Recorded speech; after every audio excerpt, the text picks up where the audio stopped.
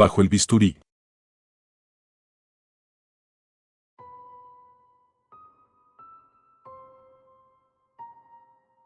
El primer indicio de que algo estaba terriblemente mal fue el sonido. Al principio, todo era un rumor lejano, distorsionado, como si intentara abrirme paso desde las profundidades de un océano oscuro. A medida que los segundos se arrastraban, las voces comenzaron a tomar forma. El anestesiólogo dijo que todo estaba en orden.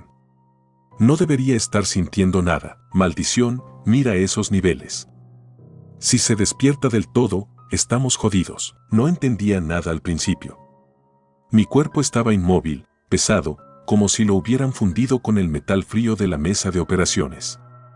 El pánico creció lentamente cuando traté de abrir los ojos, pero no respondieron. Era prisionero de mi propio cuerpo. Entonces lo comprendí. Estaba consciente en medio de una cirugía. Sentía presión en mi abdomen, algo desgarrándose dentro de mí, pero sin el consuelo del dolor.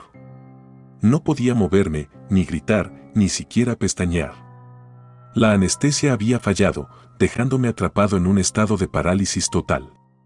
El corazón martilleaba en mi pecho, pero el monitor al que estaba conectado no reflejaba el pánico que sentía. Solo escuchaba el pitido monótono y distante de mi ritmo cardíaco, regular, como si mi cuerpo aún creyera que estaba dormido. Las voces sobre mí continuaron, murmurando, más cerca. Esto nunca debió pasar. El hígado está hecho pedazos. No va a sobrevivir, aunque terminemos la operación. ¿Qué hacemos, entonces? Podríamos intentar cubrirlo, pero hubo un silencio que se sintió eterno.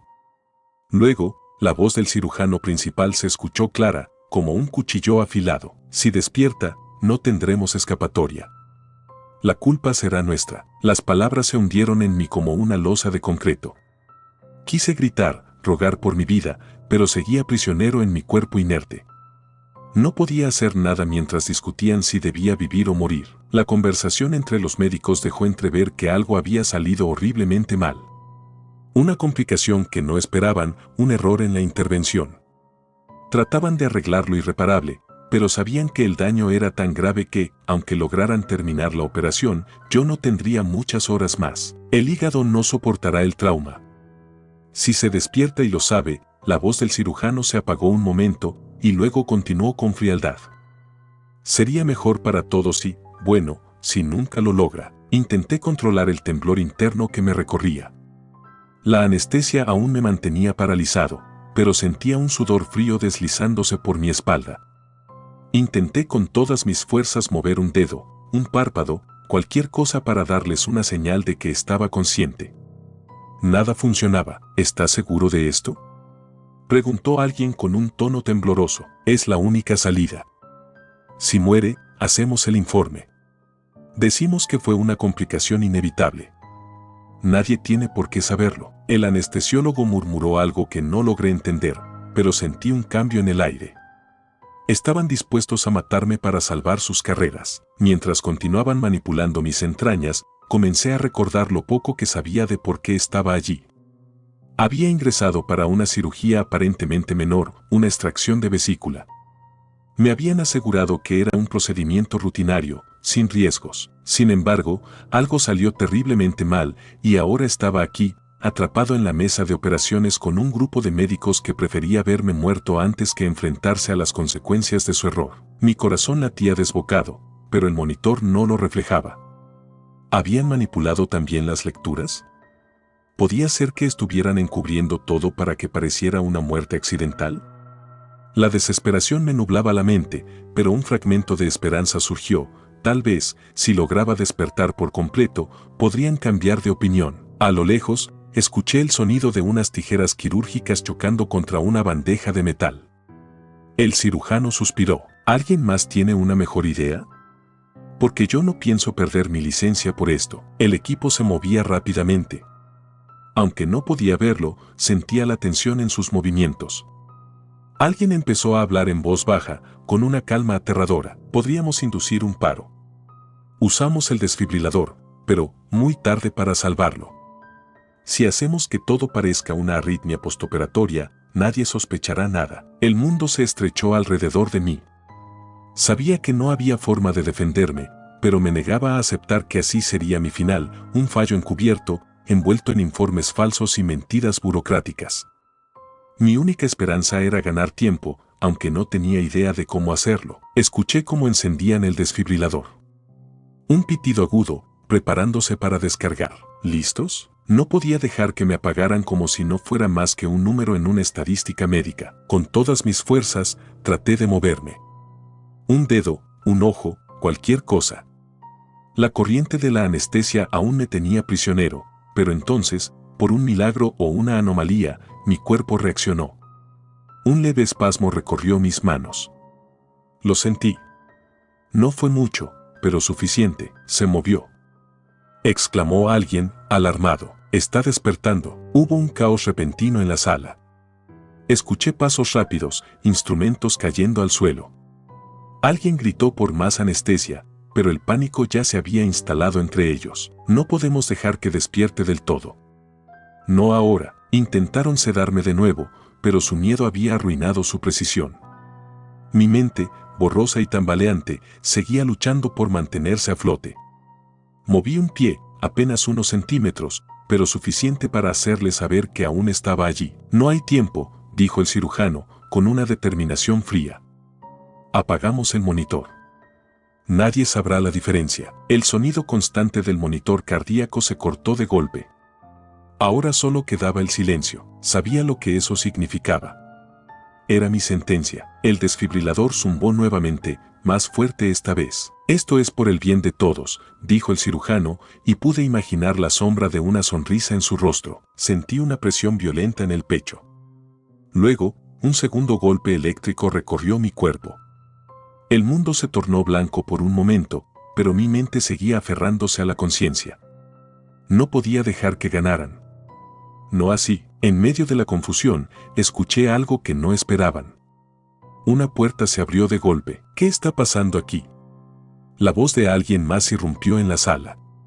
Tal vez una enfermera que había oído demasiado. El cirujano maldijo en voz baja. Demasiado tarde. Sentí la tercera descarga, más fuerte que las anteriores. Mi cuerpo se arqueó sobre la mesa, y luego, la oscuridad me envolvió por completo. Desperté. Pero no en la sala de operaciones. Estaba en una habitación diferente, fría y oscura. Mi cuerpo dolía, pero no como antes. Algo era diferente. Miré hacia abajo y vi que mi torso estaba cosido toscamente, como si alguien hubiera intentado terminar la cirugía a toda prisa. Me encontraba en la morgue. De alguna manera, había sobrevivido lo suficiente para ser consciente una vez más. Pero sabía que no me quedaba mucho tiempo.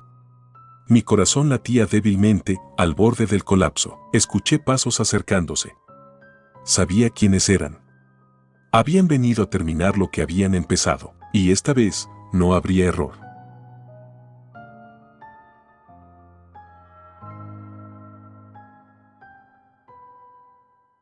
La segunda opinión.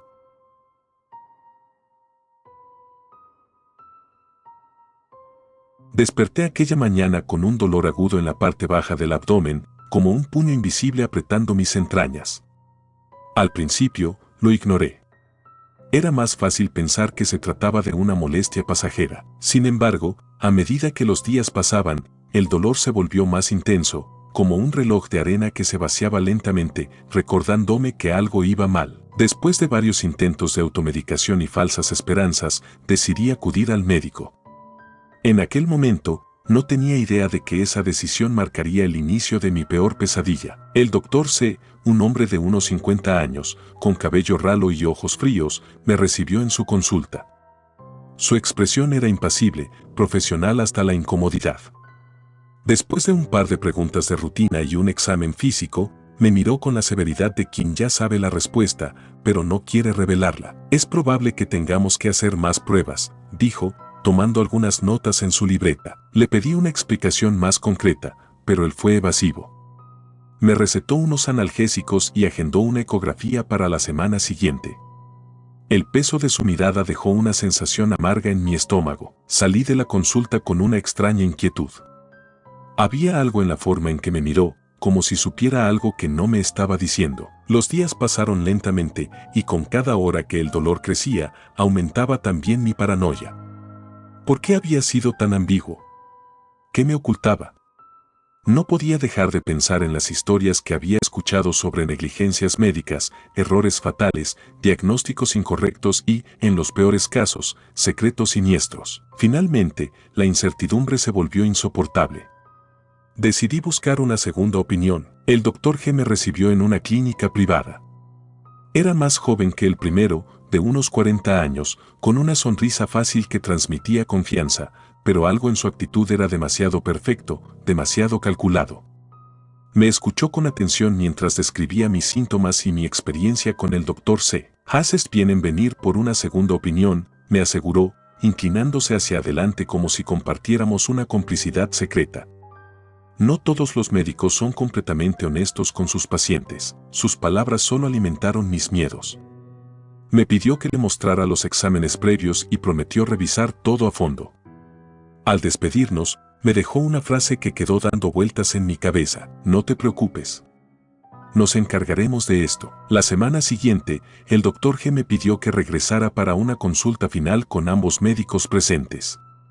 Al principio, me sorprendió. No sabía que se conocían.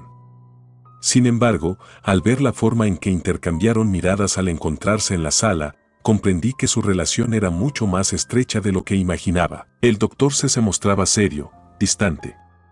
G, en cambio, conservaba su sonrisa, como si todo esto fuera parte de una broma privada. Me dijeron que necesitaba someterme a una cirugía menor para extraer una masa en el abdomen, nada grave, me aseguraron. El problema era sencillo de resolver si actuábamos a tiempo, pero algo en la forma en que lo explicaban me incomodaba. Había una tensión entre ellos, como si hablaran en un código que no lograba descifrar. Es lo mejor para ti, dijo G, apoyando una mano en mi hombro con una gentileza casi forzada. Quise hacer más preguntas, pero sus respuestas eran demasiado perfectas. Parecía que ambos sabían más de lo que decían. La intervención fue programada para 2 días después. No tuve tiempo para pensar, ni mucho menos para buscar otra opción. Al llegar al hospital, todo se sintió extrañamente coordinado, como si me hubieran estado esperando. Me colocaron una bata y me llevaron a la sala de operaciones. Los rostros de ambos médicos eran las últimas imágenes que vi antes de que la anestesia comenzara a hacer efecto. Relájate, susurró G con una sonrisa que ahora me parecía más siniestra que tranquilizadora. Todo saldrá bien. Y entonces, la oscuridad. No sé cuánto tiempo pasó, pero cuando abrí los ojos, supe de inmediato que algo estaba mal. La anestesia aún pesaba en mi cuerpo, dejándome medio consciente, pero incapaz de moverme. Estaba en una sala oscura, sin ventanas, solo iluminada por la luz tenue de una lámpara en el techo. Intenté mover los dedos, pero el esfuerzo fue inútil. Mis muñecas estaban atadas a los bordes de la cama. Quise gritar, pero una mordaza apretaba mi boca. Fue entonces cuando escuché sus voces. ¿Los niveles están estables?, preguntó el doctor C con frialdad. Sí. El experimento está en marcha, respondió G, satisfecho. Parece que la primera fase fue un éxito. El pánico se apoderó de mí mientras intentaba entender lo que decían. ¿Experimento? ¿Qué me habían hecho? Escuché cómo revisaban mis signos vitales y discutían sobre los resultados preliminares. Me trataban como si fuera un objeto, una simple variable en su ecuación macabra. No sabrá nunca lo que realmente le hicimos, díjose con una risa seca. Cuando todo termine, será solo otro caso trágico de insuficiencia multiorgánica. G asintió, complacido. Y nosotros tendremos las pruebas que necesitamos. Nadie sospechará. Intenté con todas mis fuerzas liberarme, pero las ataduras eran demasiado fuertes. La desesperación me ahogaba mientras comprendía la magnitud de lo que habían hecho. No se trataba de una cirugía menor. Me habían utilizado como sujeto de un experimento clandestino. Mi cuerpo era un campo de pruebas, y ellos planeaban abandonarme a mi suerte una vez hubieran obtenido los resultados que necesitaban. Con cada segundo que pasaba, mi mente se hundía más en el terror. No había forma de salir. Nadie sabía que estaba allí, nadie vendría a ayudarme. Los doctores seguían hablando, ignorándome por completo. Estaban demasiado ocupados planificando la próxima fase del experimento. Si sobrevive las próximas 24 horas, podremos avanzar al siguiente protocolo, dijo G, anotando algo en una libreta. ¿Y si no? Bueno, habrá sido una pérdida necesaria. Sus palabras resonaron en mi mente como una sentencia de muerte. El tiempo se desdibujaba mientras la oscuridad volvía a apoderarse de mí. Sabía que mi cuerpo no soportaría mucho más. El dolor era insoportable y cada respiración era un esfuerzo monumental. En mis últimos momentos de conciencia, escuché la puerta abrirse y cerrar. El sonido de sus pasos alejándose fue lo último que oí antes de que la realidad se desvaneciera por completo. Y entonces, la oscuridad final, cuando encontraron mi cuerpo días después, fue catalogado como una muerte natural. Nadie sospechó nada. Los doctores CIG continuaron con sus vidas y sus experimentos siguieron en marcha, ocultos tras el velo de la medicina moderna. Fui solo una pieza más en su juego mortal, un paciente que pidió una segunda opinión y pagó el precio más alto. Y así, sin justicia, sin explicaciones, mi historia terminó en silencio.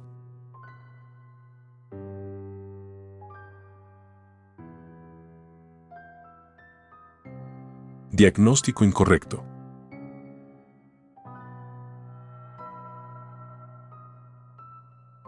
Las luces del hospital siempre tienen ese brillo deprimente, frío, como si quisieran recordarte que no perteneces a ningún otro lugar. Estaba acostumbrado a ello. La presión constante, las horas sin dormir y las decisiones que, si no las tomabas en el momento correcto, podían costar vidas. Pero en este trabajo, un error puede arruinar no solo al paciente. Puede destruirte por completo. Y yo acababa de cometer un error irreversible. Todo comenzó hace 3 días. Un hombre entró por urgencias con síntomas ambiguos, fiebre alta, dolor muscular, desorientación. Parecía un caso típico de meningitis bacteriana. Las pruebas preliminares no mostraron nada concluyente, pero no podía arriesgarme a esperar más. El protocolo exigía rapidez. Ordené la administración inmediata de antibióticos y lo envié a aislamiento. Para entonces, estaba seguro de haber hecho lo correcto. La mayoría de los pacientes con meningitis empeoran rápidamente si no se trata a tiempo. Pero al día siguiente, los resultados de los cultivos llegaron. No había ninguna infección. El paciente no tenía meningitis. Mi diagnóstico había sido completamente equivocado. Lo primero que hice fue revisar las notas y pruebas. Quizá había pasado por alto algo obvio, algún detalle que explicara esos síntomas. Pero no encontré nada. Lo peor de todo fue que los antibióticos que le administré habían desencadenado una reacción alérgica severa. Ahora el hombre estaba empeorando por un tratamiento que nunca debió recibir. Esa noche, mi jefe me llamó a su oficina. ¿Qué ha pasado aquí?, preguntó, señalando el informe con expresión grave. Fue un diagnóstico preliminar, respondí, tratando de sonar calmado. No tuvimos tiempo de esperar confirmación. El director suspiró, dejando caer el informe sobre la mesa. ¿Sabes lo que esto significa, verdad? Si ese paciente no sobrevive, podrías perder tu licencia. No solo eso, podrían demandarnos por negligencia. Intenté mantener la compostura. Aún puedo salvarlo, dije. El director me observó en silencio, como si analizara cuánto de lo que decía era verdad. Finalmente, asintió. Más te vale hacerlo. Salí de la oficina con las manos temblorosas. No podía permitir que este error llegara a los tribunales. No podía perder mi carrera por un diagnóstico fallido. Al día siguiente, el paciente seguía en estado crítico. Tenía el rostro pálido, el cuerpo rígido por la fiebre, y cada vez que respiraba, sus pulmones sonaban como si estuvieran llenos de escombros. No mejoraba. Lo más probable es que muriera en cuestión de días, pero si eso ocurría, el informe médico mostraría que su deterioro fue consecuencia directa de mi error. Necesitaba asegurarme de que nunca pudiera contar su historia. No podía permitirme perderlo todo por culpa de una mala decisión en un turno nocturno. Pensé en muchas opciones. Podía alterar los registros. Podía culpar a otra persona, alegar que los síntomas habían sido demasiado engañosos para cualquier diagnóstico correcto. Pero había una opción más sencilla y definitiva. Si el paciente desaparecía antes de que alguien más hiciera preguntas, todo quedaría en el olvido. Esa noche, preparé todo. La habitación del paciente estaba en el ala menos concurrida del hospital, donde no habría demasiados testigos. En mi bolsillo llevaba una jeringa llena de un sedante lo suficientemente fuerte como para provocar un paro respiratorio. No dejaría rastros sospechosos, solo parecería que su cuerpo no resistió la enfermedad. Caminé hacia su habitación, con la adrenalina bombeando en mis venas y los pasos resonando en los pasillos vacíos. Entré con cuidado, cerrando la puerta detrás de mí. El hombre yacía inmóvil sobre la cama, respirando con dificultad. Su piel estaba empapada en sudor. Parecía que ya tenía un pie en la tumba. Saqué la jeringa y me acerqué al gotero. Era cuestión de segundos. Nadie sospecharía nada. Solo tendría que inyectar el sedante en la vía, esperar unos minutos y luego declarar su muerte por insuficiencia respiratoria. Me incliné sobre su brazo cuando, de repente, una de sus manos se movió. Apenas un espasmo, pero suficiente para detenerme. Entonces abrió los ojos. ¿Dónde estoy?, murmuró con voz ronca, mirando a su alrededor como si despertara de un mal sueño. Sentí un nudo en el estómago. No esperaba que recobrara la conciencia. Y menos aún, que pudiera hablar. Tranquilo, estás en el hospital, dije, intentando sonar profesional mientras guardaba la jeringa en mi bolsillo. ¿Qué me hicieron?, murmuró. Sus ojos, hundidos por la fiebre, me miraron con algo más que confusión. Había una chispa de reconocimiento. Sabía que algo no estaba bien. No podía arriesgarme a que recordara demasiado. Has estado muy enfermo, le expliqué. Ahora necesitas descansar.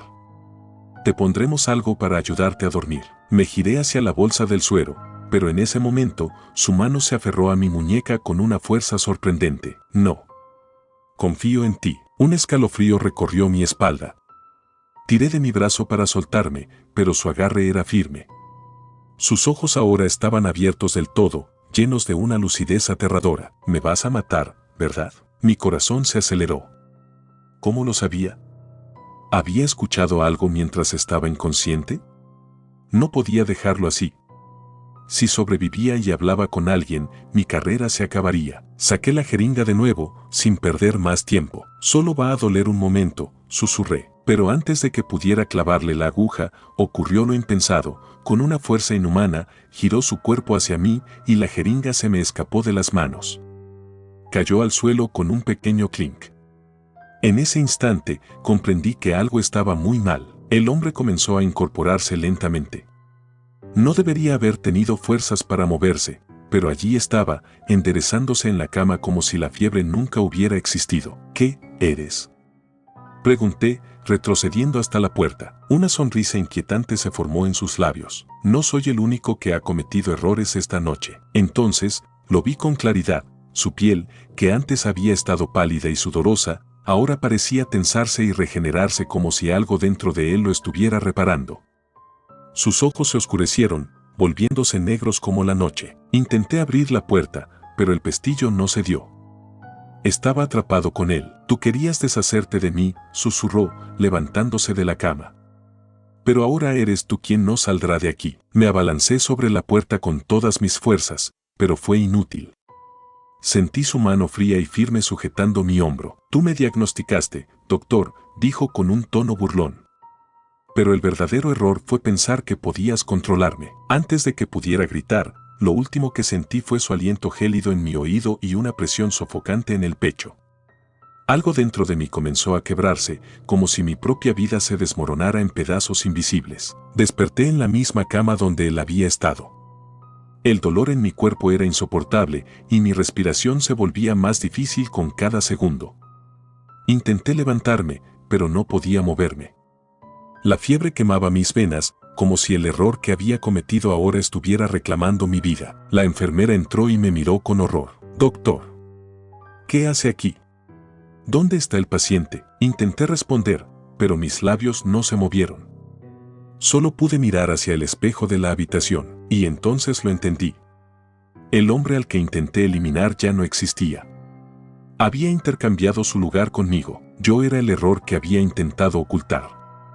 Y ahora, yo era el paciente que nadie salvaría.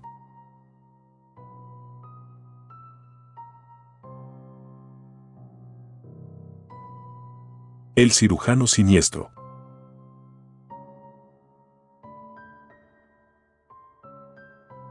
Si alguna vez hubo alguien a quien admiré profundamente, fue al doctor Eduardo Ferrer. Lo conocí cuando empecé mi residencia en cirugía y desde el primer día quedó claro que él era un gigante en nuestro campo.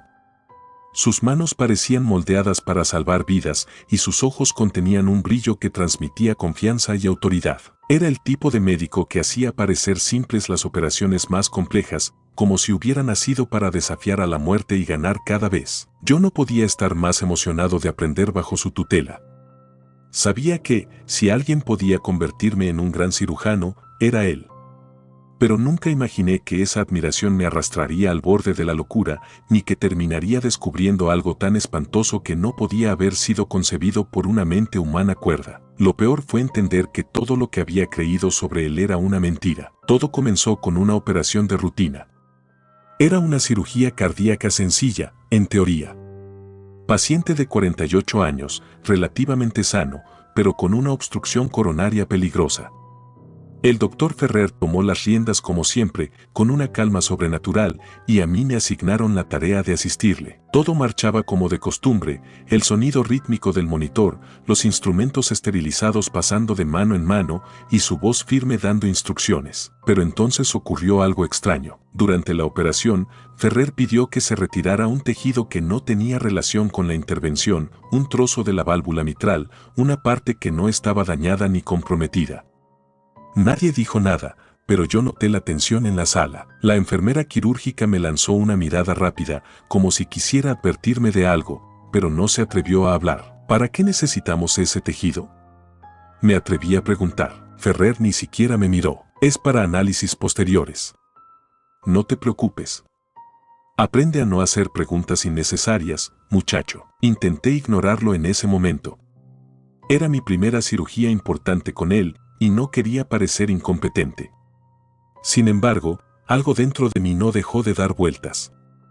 ¿Por qué retirar una pieza sana de un corazón que funcionaba bien? Los días siguientes fueron un torbellino de emociones. La operación fue un éxito, y el paciente se recuperó rápido. Nadie, excepto yo, parecía preocupado por lo que había ocurrido en la sala de operaciones. Traté de convencerme de que había sido un procedimiento estándar que yo no conocía. Tal vez Ferrer tenía sus propios métodos, algo que solo un cirujano de su talla podía entender. Pero luego me enteré de un detalle que me hizo dudar aún más. La pieza de válvula que habíamos extraído nunca llegó al laboratorio. Pregunté al encargado del banco de muestras, quien me aseguró que no había recibido nada de nuestra cirugía. Eso me dejó intranquilo, y fue entonces cuando tomé la decisión que sellaría mi destino. Esa noche, regresé al hospital cuando todos se habían ido. No podía dejar de pensar en esa pieza desaparecida, como si algo oscuro estuviera a punto de revelarse. Sabía que el doctor Ferrer guardaba un acceso privado en el sótano, donde almacenaba equipos y documentos sensibles. Lo había visto bajar por esas escaleras en varias ocasiones, pero nadie más tenía permitido entrar. Desbloquear la puerta fue más fácil de lo que pensé. La cerradura no estaba hecha para detener a alguien decidido. Mi corazón latía con fuerza mientras me deslizaba en la penumbra del sótano, guiado solo por la débil luz de mi teléfono. El aire era frío y denso, cargado de una humedad enfermiza. Encontré lo que buscaba al final de un largo pasillo, un pequeño cuarto lleno de archivadores metálicos. En uno de ellos, etiquetado con años que se remontaban décadas atrás, hallé una serie de carpetas médicas. Abrí una al azar y sentí un escalofrío recorrerme la espalda. Los documentos no eran simples historiales. Eran registros detallados de operaciones clandestinas, intervenciones en las que se habían extraído órganos y tejidos sin el conocimiento del paciente o sus familiares. Pero lo peor fue encontrar una lista de componentes y fechas. Ferrer había estado recolectando partes humanas desde hacía más de 30 años. Corazones, riñones, pulmones, incluso fragmentos de piel. Y en cada carpeta había una anotación críptica que decía, integrado. Sustitución completa exitosa. En ese momento lo comprendí, Ferrer no solo realizaba cirugías para salvar vidas. Las usaba para alargar la suya. Intenté mantener la calma mientras revisaba las carpetas más recientes. Había un patrón claro, cada vez que Ferrer comenzaba a mostrar signos de envejecimiento, una enfermedad leve, problemas de movilidad, realizaba una operación especial. Los órganos que extraía nunca llegaban a los bancos de donación. Los usaba para sustituir sus propios tejidos deteriorados. No podía creerlo. El hombre que había sido mi mentor no era un salvador. Era un depredador, un cirujano monstruoso que mantenía su cuerpo joven a costa de las vidas de otros. Sentí náuseas y un sudor frío recorrió mi frente. Si alguien descubría lo que yo había encontrado, Ferrer lo perdería todo, y yo también, si sabían que había participado en sus operaciones sin denunciarlo. Tenía que pensar rápido. Decidí confrontarlo. Al día siguiente, esperé a que terminara su última operación. Cuando finalmente salió del quirófano, lo seguí hasta su despacho. Cerré la puerta tras de mí y lo encaré. Sé lo que haces, Ferrer. Encontré los archivos. Por primera vez, vi algo en su rostro que no había esperado, una leve sonrisa, como si no estuviera sorprendido en absoluto. Sabía que eventualmente lo descubrirías, dijo, con esa calma escalofriante que lo caracterizaba. Es inevitable. Todos los buenos cirujanos llegan a comprender que la medicina no se trata solo de salvar vidas. Se trata de conservarlas, incluso la propia. Esto es una locura, le espeté. No puedes seguir haciendo esto. Es un crimen. Su mirada se endureció. No es locura, es evolución. Tú no lo entiendes ahora, pero lo harás. La pregunta es, ¿vas a unirte a mí, o prefieres quedarte atrás y ver cómo se te acaba el tiempo? Salí de su despacho sin responderle. Mi mente estaba nublada. ¿Qué se suponía que debía hacer? ¿Denunciarlo y arriesgarme a perder todo lo que había trabajado? ¿O unirme a él y compartir su secreto inmortal? Pero no me dio mucho tiempo para decidir. Esa noche recibí una llamada de urgencias. Había ocurrido un accidente de tránsito grave y necesitaban toda la ayuda disponible en el quirófano. Cuando llegué, vi a Ferrer esperándome, listo para operar. En la camilla estaba un hombre joven, inconsciente, con múltiples lesiones internas. «Es tu turno, muchacho», dijo Ferrer, entregándome el bisturí. «Este paciente tiene algo que necesitamos». Su tono era claro, si no obedecía, yo sería el siguiente. Con las manos temblorosas, tomé el bisturí. Pero en lugar de acercarme al paciente, lo apunté hacia él. «No más.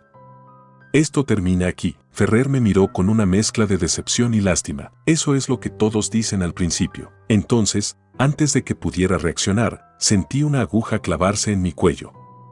Todo se volvió borroso y el suelo pareció desvanecerse bajo mis pies. Desperté atado a una mesa de operaciones. Las luces quirúrgicas me cegaban y el sonido del monitor cardíaco resonaba en mis oídos. Ferrer estaba allí, mirándome con esa expresión serena que ahora parecía la de un demonio disfrazado de hombre. «Eras prometedor», susurró, «pero no puedo permitir que te conviertas en un problema». Entonces vi el bisturí en su mano. «No te preocupes», añadió. «Una parte de ti vivirá en mí, para siempre». Y en ese momento supe que mi cuerpo no sería el último.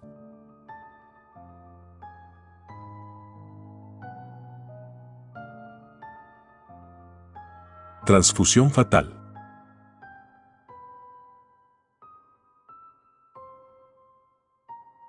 La alarma resonó en todo el hospital justo cuando terminé de tomar el último sorbo de café frío. Eran las 3 de la madrugada y yo estaba a mitad de mi guardia. El aviso vino del área de emergencias, indicando que un paciente crítico acababa de ingresar. Dejé el vaso sobre la mesa y corrí hacia allí. Al llegar, encontré a los paramédicos rodeando la camilla. Traían a un hombre en estado de choque hipovolémico, con un pulso débil y presión casi inexistente. Había perdido mucha sangre por una herida profunda en el abdomen. Si no actuábamos rápido, no llegaría al amanecer. «Necesita transfusión inmediata», dije sin dudar, ya evaluando la situación. «Grupo sanguíneo AB negativo», me informó la enfermera. Un golpe de realidad me atravesó como una cuchilla. AB negativo. Un tipo de sangre raro, extremadamente difícil de conseguir en emergencias. ¿Tenemos reservas?, pregunté, aunque ya conocía la respuesta. La última bolsa disponible había sido usada esa misma tarde. El tiempo se agotaba y el hombre, a cada segundo que pasaba, se acercaba más a la muerte. Hemos contactado a otros bancos, pero la enfermera se detuvo, incómoda. Sabía lo que significaba esa pausa, no había suficiente tiempo para esperar otra unidad de sangre. De pronto, una enfermera se apresuró hacia mí con un teléfono en la mano. Doctora, acaban de recibir una donación en la central. El donante coincide exactamente con el grupo AB negativo. Está en camino. Sentí alivio. Por unos momentos, pensé que lo habíamos perdido. Que lo traigan rápido. Necesitamos esa sangre ahora. 30 minutos después, el paquete llegó envuelto en una caja térmica, etiquetado con la advertencia uso urgente. Al abrirla, encontré la bolsa con el líquido oscuro y viscoso. La sangre parecía más densa de lo habitual. Algo en su textura me dio una sensación incómoda, como si no perteneciera del todo a este mundo. Pero no tenía tiempo para dudar. El paciente estaba a minutos de colapsar por completo. Lo conectamos a la línea intravenosa y la sangre comenzó a fluir hacia su cuerpo. Todo transcurría con normalidad al principio. Sin embargo, a los pocos minutos, algo empezó a ir mal. El cuerpo del hombre reaccionó violentamente. Sus venas se oscurecieron bajo la piel, como si la sangre se propagara con una rapidez anormal. Sus ojos, hasta ahora cerrados, se abrieron de golpe, revelando unas pupilas completamente dilatadas. «Detén la transfusión», grité. Algo no estaba bien. La enfermera intentó desconectar el tubo, pero el paciente empezó a convulsionar, como si algo en la sangre lo estuviera consumiendo desde adentro. «Más adrenalina, rápido», pedí, tratando de estabilizarlo. Pero cada intento fracasaba. Fue entonces cuando la máquina de monitorización lanzó una línea plana. Paro cardíaco. Intentamos reanimarlo, pero en vano. El hombre murió allí, sobre la camilla, con los ojos abiertos y esa expresión de terror congelada en su rostro. Algo en esa sangre lo había matado, pero no entendía qué. Después de declararlo muerto, me quedé sola en la sala, mirando la bolsa de sangre vacía. ¿Qué había salido mal? Intenté reprimir la sensación de que algo oscuro se escondía tras esa donación. Las bolsas vienen con controles de calidad, pensé. No debería haber ocurrido esto. La incomodidad persistió cuando comencé a revisar la documentación. El nombre del donante no aparecía registrado en ninguno de nuestros sistemas. Eso era imposible, toda donación debía ser rastreable. Pero lo más extraño fue la fecha en la etiqueta. Indicaba que la donación había sido hecha esa misma noche, una hora antes, en una ciudad a 300 kilómetros de distancia. Era como si esa sangre hubiera llegado demasiado rápido. O peor, como si no perteneciera a ningún lugar conocido. Durante las siguientes horas, una sensación extraña comenzó a invadirme. Todo mi cuerpo se sentía fatigado, pero no de la forma habitual. Era una fatiga profunda, acompañada por un dolor punzante en el pecho. Intenté ignorarlo, convenciéndome de que se debía al estrés de la guardia, pero al amanecer, la situación empeoró. Mis manos comenzaron a temblar y sentí una ligera opresión en el corazón. Un mareo me obligó a apoyarme en la pared para no caer. «Doctora, ¿se encuentra bien?», preguntó una enfermera al verme. Asentí con una sonrisa forzada, aunque por dentro sabía que algo no estaba bien. Fui a hacerme una revisión rápida en el laboratorio. Cuando me extrajeron sangre, la enfermera que realizaba el análisis se quedó mirando el tubo con expresión desconcertada. «¿Está segura de que se siente bien?», me preguntó con un tono preocupado. Miré la muestra. Mi sangre, en lugar de tener el habitual tono rojo brillante, era más oscura, casi negra. «Deben ser las luces», respondí, intentando tranquilizarla. Pero sabía que no era cierto. Recibí los resultados de mis análisis esa misma tarde. Lo que vi en el informe me dejó sin aliento, mis glóbulos rojos estaban colapsando. La sangre en mis venas se estaba volviendo tóxica.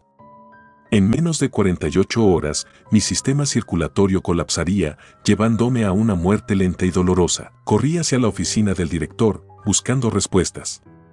Tenía que encontrar al donante de aquella sangre. Pero al revisar los registros nuevamente, el nombre seguía sin aparecer. Era como si la donación nunca hubiera ocurrido. Entonces, recibí una llamada desde el laboratorio. «Doctora, encontramos algo más en su análisis», dijo la voz al otro lado del teléfono, titubeando. «La composición de su sangre es idéntica a la del paciente que murió esta mañana. Es como si ambas sangres vinieran del mismo origen». Un escalofrío me recorrió la espalda. ¿Cómo podía ser eso posible? Había una única solución: necesitaría una transfusión inmediata. Pero no podía recibir cualquier sangre. De alguna manera, mi organismo había sido alterado y la única sangre compatible era la del paciente fallecido. Mis opciones eran claras: o usaba lo que quedaba de aquella misteriosa donación, o moriría en cuestión de horas. Abrí la nevera del laboratorio, temblando, y encontré la última bolsa de sangre oscura.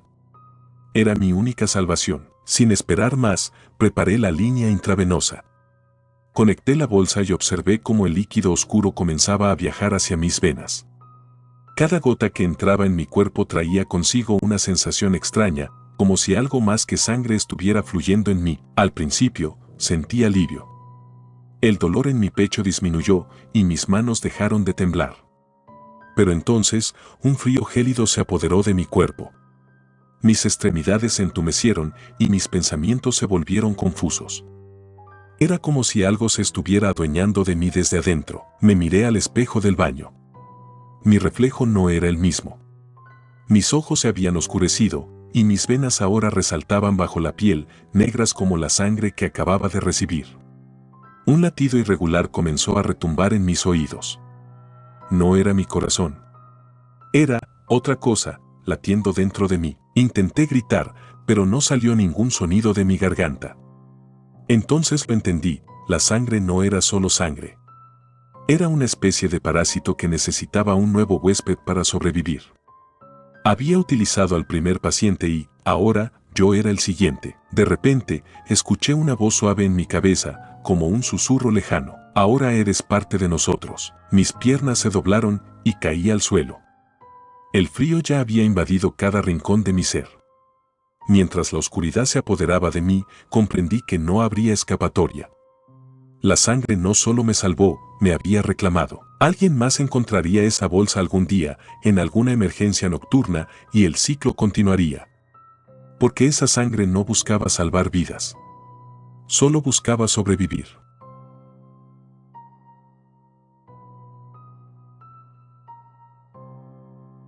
Gracias por tomarse el tiempo de escuchar nuestros relatos de terror, espero y haya sido de su agrado.